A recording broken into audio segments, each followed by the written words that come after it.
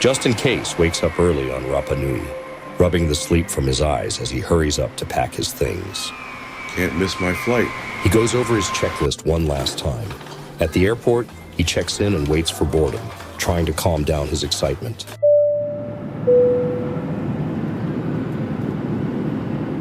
After landing in Santiago, he sets out to explore the historic city center, wandering through the grand Plaza de Armas.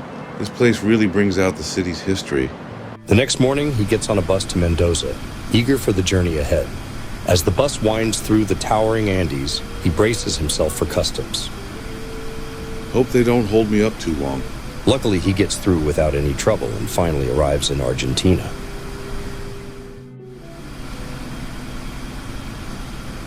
Phrasal verbs. There are hundreds of phrasal verbs in English, but here are some of the most commonly used ones. Get up, to rise from bed. I got up at 7 a.m. today. Wake up, to stop sleeping. I woke up late this morning. Go out, to leave home for social activities. Let's go out for dinner. Come back, to return. She came back from vacation yesterday. Put on, to wear something. Put on your jacket. It's cold outside. Bring up, to mention a topic. She brought up an interesting idea in the meeting. Call off, to cancel. They called off the wedding. Hold on, to wait. Hold on a second, I'm coming.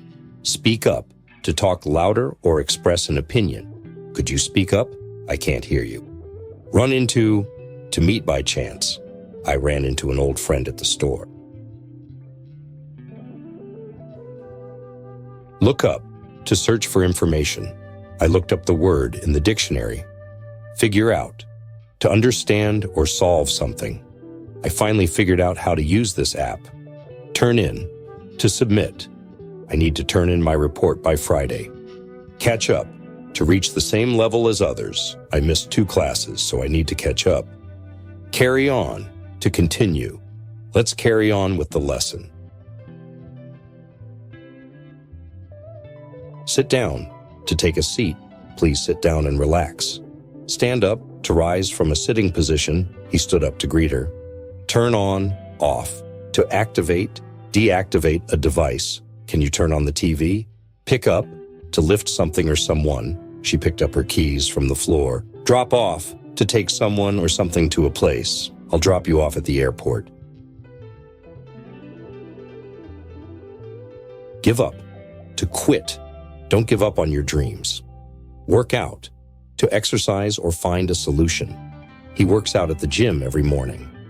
Take up, to start a new hobby. She took up painting last year. Set up, to arrange or establish. They set up a new business. Grow up, to mature. I grew up in Spain. In Mendoza, Justin meets up with some fellow travelers at a cafe, chatting away about their adventures. He picks up a few souvenirs, stuffing them into his already full backpack. I really need to cut down on all this stuff. On the flight to Buenos Aires, he catches up on his reading, determined to finish his book before the trip ends. That night, he heads out to experience the city's famous tango scene. No way I'm sitting out on this one. Understanding phrasal verbs might seem tricky at first, but there's a simple way to break them down. Instead of memorizing them as separate words, think of them as small stories made up of 2 parts. The verb. This gives the action, get, pick, look, turn, etc. The particle, preposition, adverb. This changes or adds meaning, up, out, on, off, etc. Look at the verb first. It gives a general idea of the action. Pick means to take something. Turn means to change direction or position. Now, add the particle and think about how it changes the meaning. Pick up. Take something from a lower position. He picked up his book from the floor. Turn off. Stop a machine from working. Please turn off the lights. Look around. Explore a place. We looked around the city before dinner. Use context to guess the meaning. If you hear, I ran into an old friend, you know, run means to move, but you're not actually running. Instead, the phrase means you met someone by chance. Think in pictures, not translations.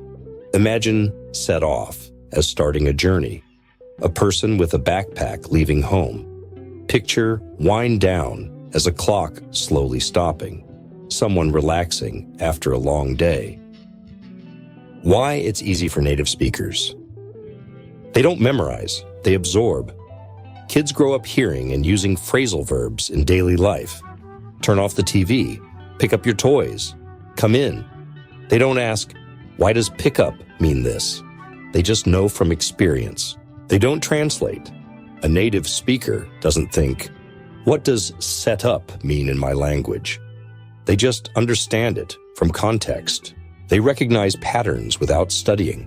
When they hear, she ran into an old friend, their brain instantly knows it means met by chance, without needing to analyze ran and into separately. Phrasal verbs don't always follow logic. Turn up can mean increase the volume, turn up the music, but also arrive unexpectedly. He turned up late. This is frustrating for learners who expect fixed meanings. Many phrasal verbs have multiple meanings. Take off means to remove clothes, take off your jacket, but it also means an airplane leaving. The plane took off at 3 p.m. The next day, after checking out of his hotel, he flies to Salta, taking in the beautiful colonial streets before winding down at a local peña with music and empanadas.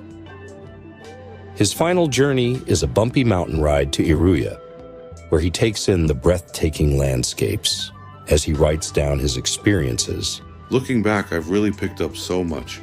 Not just souvenirs, but memories, lessons, and a whole new way of seeing the world.